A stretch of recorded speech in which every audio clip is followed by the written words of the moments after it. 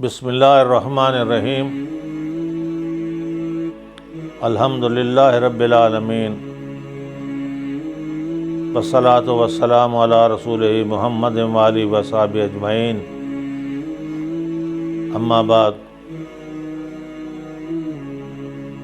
مثنوی مولانا روم کا یہ درس مرکز اہل سنت جامع اکبریہ میاں والی سے پیش کیا جا رہا ہے۔ آج سے پہلے رمضان المبارک میں یہ 40 درس مکمل ہوئے تھے، اور وہ تمام دروس جامع اکبریہ کی لنک حاصل کر کے آپ اپنے موبائل یا کمپیوٹر پر دیکھ سکتے ہیں، اور یہ اس رمضان المبارک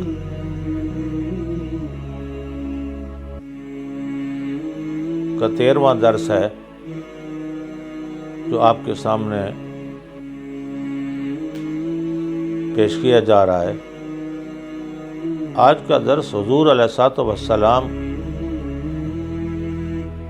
کے معجزات پہ مشتمل ہے۔ معجزہ لفظ ہے عاجز کر دینے والا، جہاں انسانی عقل جواب دے جاتی ہے، جہاں انسانی قدرت تھک جاتی ہے، وہاں پہ اللہ کا نبی اللہ کا نام سر بلند کرنے کے لیے کوئی ایسا محیر العقول کارنامہ پیش کر دیتا ہے جس کی وجہ سے وہ لوگ اس کے نبی ہونے کا اقرار کرتے ہیں، اور پھر وہ اللہ کا پیغام ان تک پہنچاتا ہے۔ یہی معجزہ اگر اللہ کے اولیاء میں اگر آپ دیکھیں تو کرامت کہلاتا ہے۔ کرامت بھی وہی ہوتی ہے کہ امتی اپنے نبی کے طفیل ان محیر العقول کارناموں کا مالک ہو جاتا ہے کہ عام آدمی اس کو سر انجام نہیں دے سکتا، اور نیابت نبی میں وہ شخص اس کو سر انجام دیتا ہے۔ مختصر قصہ تو یہ ہے کہ حضور علیہ الصلوۃ والسلام کے پاس ایک قافلے کی فریاد پہنچی جو ریگستان میں پیاسا مر رہا تھا۔ پھر حضور علیہ الصلوۃ والسلام ان کی پیاس بجھانے کے لیے وہاں تشریف لے گئے، اور وہاں پہ جو معجزات ظاہر ہوئے مولانا روم بڑے پیارے انداز میں اس کو بیان کرتے ہیں۔ اندراں وادی گروہ از عرب، خشک شد از قات باراں شاں کرب۔ اس وادی ریگستان والی میں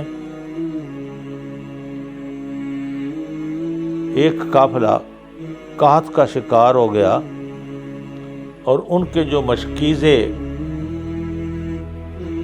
تھے وہ خشک ہو گئے۔ درمیان آبیا باما دئی، کاروان مرگ بر خرخاں دئی۔ انہوں نے ریگستان کا رستہ اختیار کیا تھا، اور سامان پورا نہیں اٹھایا تھا، گویا کہ خود وہ اپنی موت کا سامان کر کے گئے تھے۔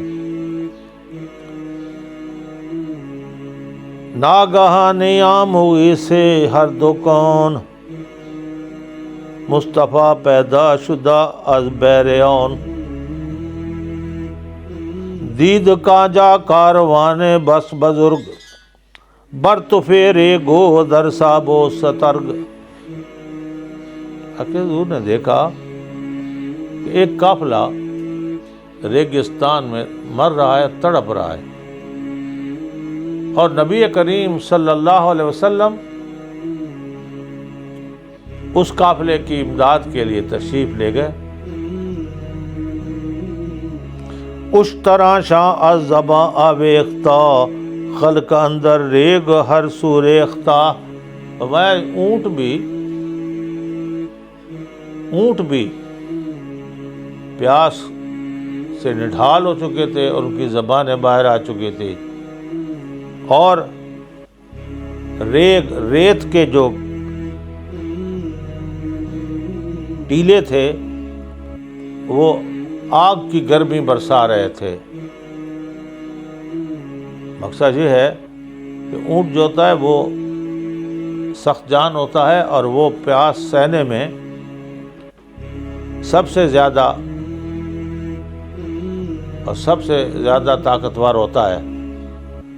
لیکن اونٹ بھی ایسا وہ ریگستان تھا کہ اونٹ بھی اس پیاس کی وجہ سے عاجز آ گئے تھے۔ رحمت شامت گفت ہی زو تر دوید، چند یارے سوئے آں کشت باں روید۔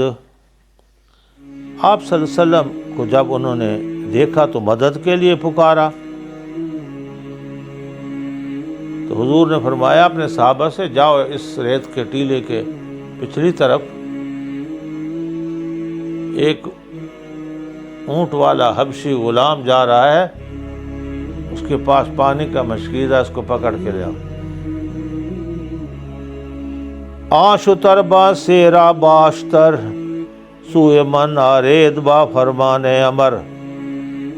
وہ جو اونٹ والا شتربان ہے، پہلے اس کو کہیں کہ تجھے حضور صلی اللہ علیہ وسلم بلاتے ہیں، نہ آئے تو پھر اس کو زبردستی پکڑ کے لے آؤ۔ یہاں اعتراض کرتے ہیں کیا حضور صلی اللہ علیہ وسلم نے اس کا پانی لینے کے لیے زبردستی کی؟ یہ کچھ جائز ہے؟ کیونکہ ادھر انسان مر رہے تھے، قافلہ جاں بلب تھا، تو وہ پانی نہیں دیتا تھا، تو بغیر زبردستی کے وہ آنے کو تیار نہیں تھا، اس لیے صحابہ کو آپ نے فرمایا۔ باقی آگے نہ اس کا کوئی نقصان ہوا، اس کا تو فائدہ ہی فائدہ ہوا۔ یہ آپ اسی بدہ میں شد سیاہ باؤشترے راویہ پر آباد چوں ہدیہ برے، پس بدو گفتند میں خاند اندر ترا این طرف فخر البشر خیر الورا۔ صحابہ نے کہا اس سیاہ غلام سے جو اونٹ پر بیٹھا بشکیزہ لے جا رہا تھا کہ آؤ تجھے سرکار دو انبیاء بلاتے ہیں، آؤ پانی لے آؤ۔ اس نے کہا میں تو ان کو نہیں جانتا، وہ کون ہے، تو میں اپنے مالک کے حکم سے پانی لینے آیا ہوں، جا رہا ہوں، اگر یہ پانی ان کو دے دوں گا تو میں تو مارا جاؤں گا، وہ کون ہے جو مجھے بلاتے ہیں؟ اب صحابہ نے کیا تعارف کرایا، سننے کے قابل ہے۔ سید و سرور محمد نور جاں، سید و سرور محمد نور جاں، بہتر و بہتر شفیع مجرماں۔ صحابہ کیسے پیارا تعارف کرا، فرمایا سید و سرور محمد نور جاں، وہ جو بلا رہے ہیں نا وہ تمام کائنات کے آقا اور سردار ہیں، اور وہ ہماری جان کے نور اور ہمارے روح ہیں۔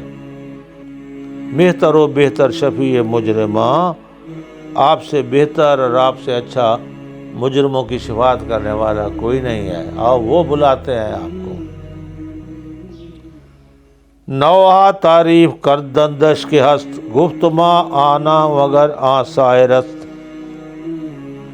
اور انہوں نے صحابہ نے حضور کی جب تعریفیں کی، اس نے کہا اچھا یہ وہی جادوگر ہے جس کا چرچا چاروں طرف پھیلا ہوا ہے کہ جو بھی اس کے پاس جاتا ہے وہ اس کو اپنے جادو میں جکڑ لیتا ہے۔ کافروں نے، منافقوں نے حضور صلی اللہ علیہ وسلم کو جادوگر کہہ کے مشہور کر رکھا تھا۔ آج بھی یہی بات ہے کہ اگر کوئی آدمی اللہ کا نیک بندہ کسی کوئی تعویذ دم یا ایسے کام جو وہ کام عام آدمی نہیں کر سکتا تھا تو وہ کہتے ہیں یہ جادوگر ہے، حالانکہ وہ جادوگر نہیں ہوتا، وہ اللہ تعالیٰ کا نیک بندہ ہوتا ہے۔ تو اس نے کہا میں تو اس جادوگر کے پاس چلنے کو تیار نہیں ہوں بھائی، میں جاؤں گا تو میں بھی جکڑا جاؤں گا۔ کشکشانش آوری دد آ طرف آنفغا برداشت برتشنی ہو تو صحابہ نے زبردستی اس کے اونٹ کی بھاگ پکڑی اور ایک نے اس کو نیچے اتارا اور پکڑ کر حضور صلی اللہ علیہ وسلم کی خدمت میں پیش کر دی۔ حضور علیہ الصلوۃ والسلام نے آگے کیا کیا، جملہ را آرام مشق و سیراب کرد، اس طرح وہ ہر کسے زاں آب خورد۔ مولانا کہتے ہیں کہ حضور نے مشکیزے کا منہ کھولا، اس کے آگے اپنا ہاتھ رکھ دیا اور حضور علیہ الصلوۃ والسلام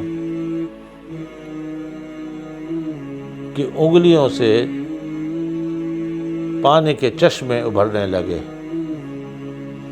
تمام انسانوں نے پیا، تمام حیوانوں نے پیا، اور جس کے پاس جو برتن تھے حضور صلی اللہ علیہ وسلم نے فرمایا لاؤ اس کو بھر لو، انگلیاں ہیں فیض پر، ٹوٹے ہیں پیاسے جھوم کر، ندیاں پنجاب رحمت کی ہیں جاری واہ واہ۔ اعلیٰ حضرت کہتے ہیں کہ حضور علیہ الصلوۃ والسلام نے جب اس مشکیزے پہ ہاتھ رکھا نا تو آپ کی انگلیوں سے پانی اس طرح جاری ہو گیا جس طرح چشمے نکلتے ہیں۔ مشک خرد و پوش بود موج فضل و میرسد از امر او از بیر اصل۔ کہ اس کی جو مشق تھی نا وہ پھر مشق رہی نہیں، وہ ایک موج تھی اللہ کے رحمت کی جو دریا کی شکل میں پھوٹ رہی تھی۔ آب از جوشش ہمیں گردد ہوا، وہاں ہوا گردد ز سردی آبہا۔ فرمایا وہ پانی اس طرح جوش سے نکل رہا تھا جس طرح ہوا زور سے چلتی ہے، آواز آتی تھی، پانی تیز ہو نا تو پھر اس سے آواز پیدا ہوتی ہے۔ فرمایا وہ اتنے زور سے نکلتا تھا کہ اس سے آواز پیدا ہو رہی تھی، اور فرمایا اصل میں وہ آواز اس ہوا کی تھی جو اس پانی کو ٹھنڈا کر رہی تھی۔ اچھا آپ کہتے ہیں پھر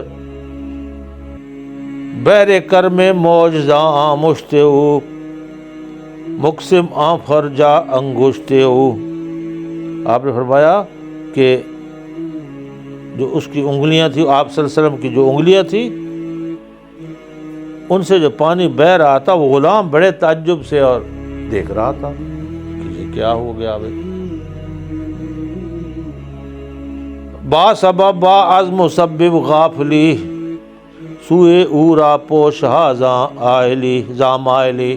آپ فرماتے ہیں اصل میں بات یہ ہے کہ ہم سبب کو دیکھتے ہیں، مسبب کو نہیں دیکھتے۔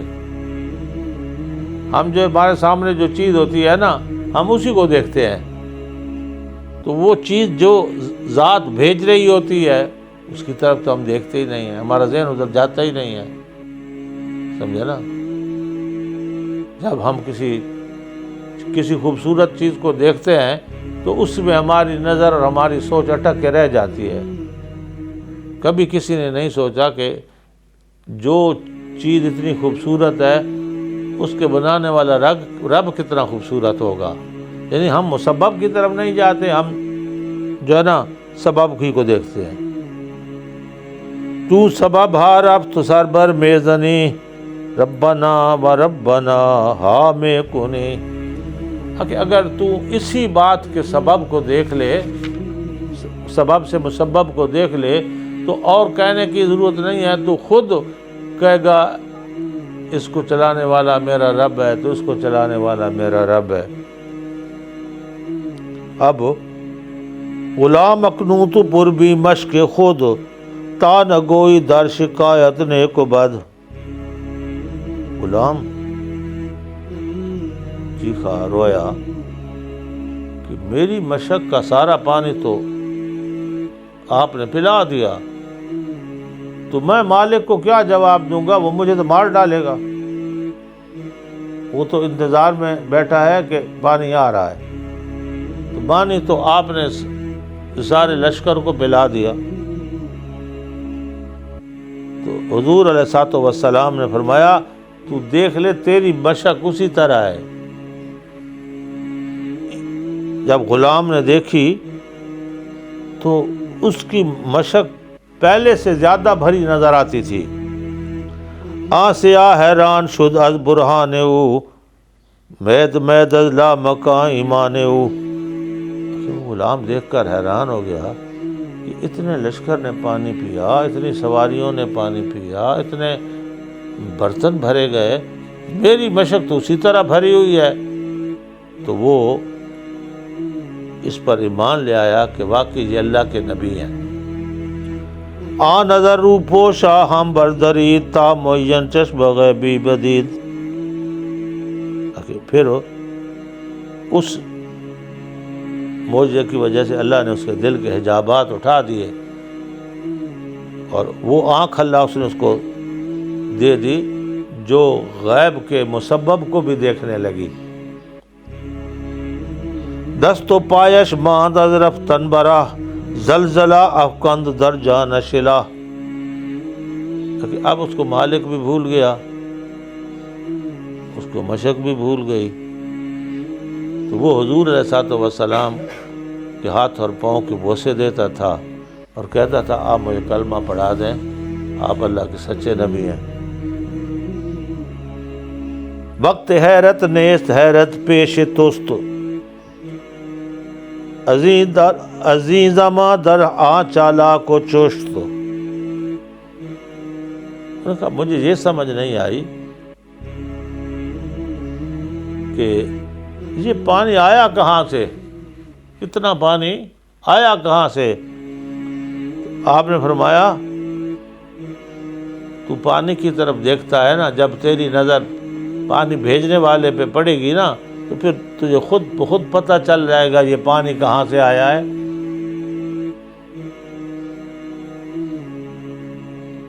شد سپیدا سنگی ازادہ حبش، ہمچو بردوز روشن شد شبش۔ حضور علیہ الصلوۃ والسلام نے اس سے پیار کرتے ہوئے نا، اس نے جب حضور کو چوما نا، حضور کے پاؤں کا بوسہ دیا، حضور نے پیار بڑا ہاتھ اس کے چہرے پہ پھیرا، اور جب حضور نے اس چہرے پہ ہاتھ پھیرا نا، اس کا چہرہ 14ویں کے چاند کی طرح منور ہو گیا تھا۔ حبشی چہرہ دوسری مدھر معجزہ آ گیا نا، حقیقت نہیں بدلا کرتی۔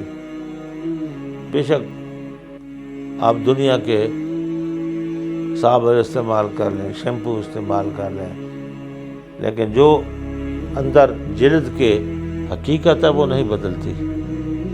حضور علیہ الصلوۃ والسلام نے معجزہ ہوتا ہی وہی ہے جو ناممکن کو ممکن کر دکھائے۔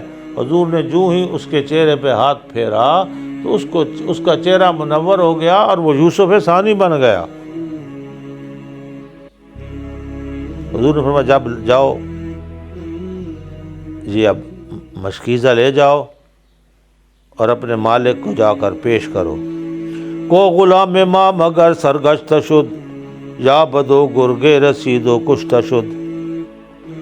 یا مگر او بکشت این بد گوہر، اشترس آورد این جا از قدر۔ وہ کہتے ہیں کہ غلام حضور بھیجتے تھے وہ نہیں جاتا تھا، حضور بھیجتے تھے وہ نہیں جاتا تھا، گویا کہ وہ حضور علیہ الصلوۃ والسلام کے زلف کا قیدی بن گیا۔ چون بیامد پیش گفتش کیستی، از جمن زادی وبا ترکیستی۔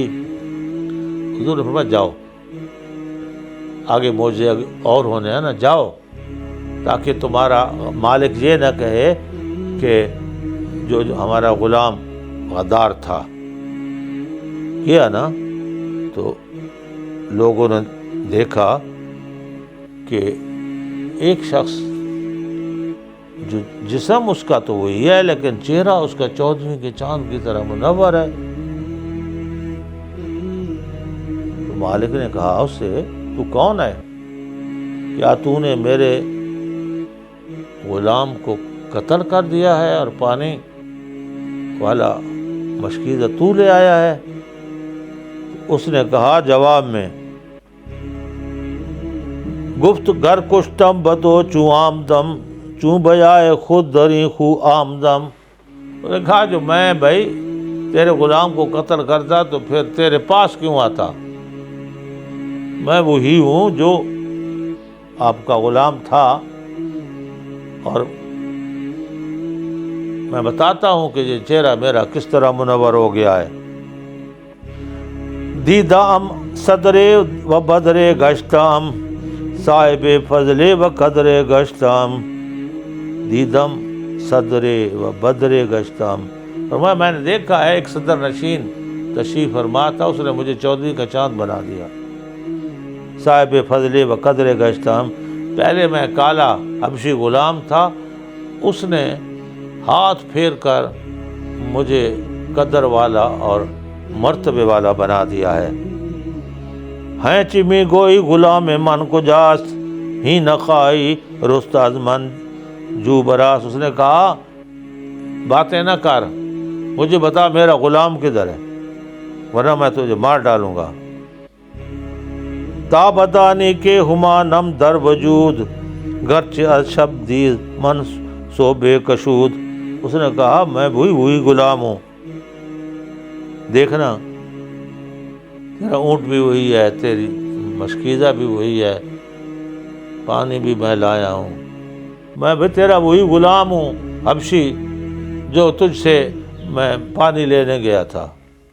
اس نے کہا تن شناسا نزد مارا گم کند آب نوشاں ترک مشق خم کند۔ انہوں نے کہا مجھے ایک 14ویں کے چاند کے چہرے والا ایک جو ہے نا اعلیٰ صدر نشین ملا ہے، جس نے مجھے اس شکل میں ڈھال دیا ہے، اور وہ میں نے اپنا دل اور اپنا سر اس کے سامنے خم کر دیا ہے۔ پھر آپ کہتے ہیں ساغر زرنی ہو جا مٹی کا ہو ایک ٹھیکرا، ساغر زرنی ہو جا مٹی کا ہو ایک ٹھیکرا، تو نظر کر اس پہ جو کچھ اندر ہے بھرا۔ اسماعیل میرٹھی کہتے ہیں اسی کو، میں تم ظاہر کو دیکھتے ہو، ہم ظاہر بین ہے نا، ظاہر کو دیکھتے ہیں تو پھر اس میں مایا تم مٹی کو دیکھتے ہو تو مٹی سے جس نے وہ خوبصورت برتن بنا ڈالا ہے اس کو نہیں دیکھتے، تم ظاہر بین ہو، تم دیکھ رہے ہو کہ جناب یہ غلام منور ہو گیا تو یہ بڑے خوبصورت چہرے والا بن گیا، فرمایا تو وہ بنانے والا کون تھا اس کی طرف تو آپ کی توجہ ہی نہیں جاتی۔ آ ملک با عقل اکشک گوہرند در پے ہم چدم بالے سرند۔ آپ فرماتے ہیں کہ فرشتے بھی جو اصل عقل ہیں وہ بھی یہ ایسا معجزہ ہے جو وہ بھی سوچنے سے یہاں عاجز آ گئے ہوں گے کہ یہ کیا ماجرا ہو گیا۔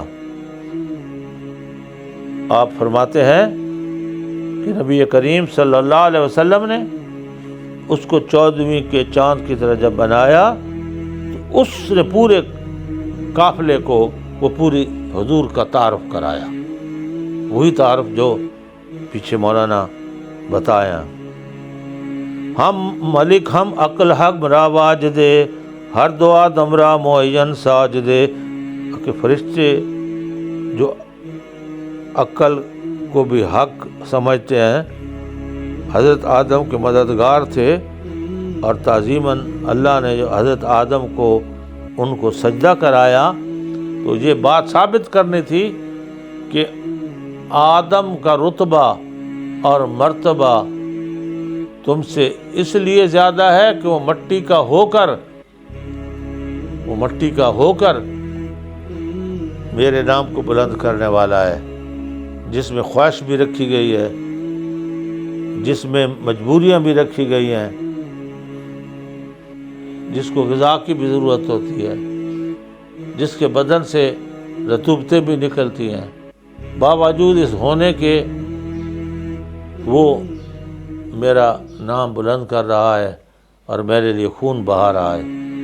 فرمایا وہ مرتبہ مطلب اس لیے بلند ہے کہ تم میں سب کچھ رکھ یہ نہیں ہے جو ایک آدم میں ہوتا ہے، لیکن تم اس طرح سر خم کرنے والے نہیں ہو جس طرح آدم علیہ السلام نے سر خم کیا۔ نفس و شیطان نیز اول واحد بود آدم را دو در آست دے، کہ نفس اور شیطان یہ اور آگ یہ متحد ہیں، سمجھے نا؟ لیکن کبھی سوچا کہ سارے تو ایک دوسرے کے دشمن ہیں، تو اللہ نے حضرت انسان میں جمع کیا ہے، فرشتوں میں یہ چیز نہیں ہے۔ اس کو وجود عنصری، چربا عناصر سے مل کے ہمارا وجود بنا ہے۔ کہا آگ، ہوا، پانی یہ سارے ایک دوسرے کے مخالف ہیں، مٹی، لیکن اللہ نے انسان میں ان کو جمع کر دیا ہے۔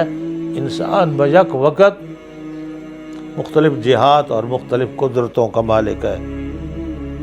پھر آپ فرماتے ہیں کہ اس نے جب جو ہے نا سارا جا کے اپنے قافلے والوں کو حضور کا تعارف کرایا تو وہ ایسا سما بن گیا کہ پورے قافلے کا قافلہ اس نبی پر ایمان لے آیا۔ وآخر دعوانا ان الحمدللہ رب العالمین۔ جی دعا کر دیں۔ اللہم ربنا تقبل منا انک انت السمیع العلیم تب علینا انک انت التواب الرحیم۔ اللہم بالخیر والبرکت، اللہم بالخیر والبرکت، اللہم بالخیر۔ ربنا آتنا فی الدنیا حسنۃ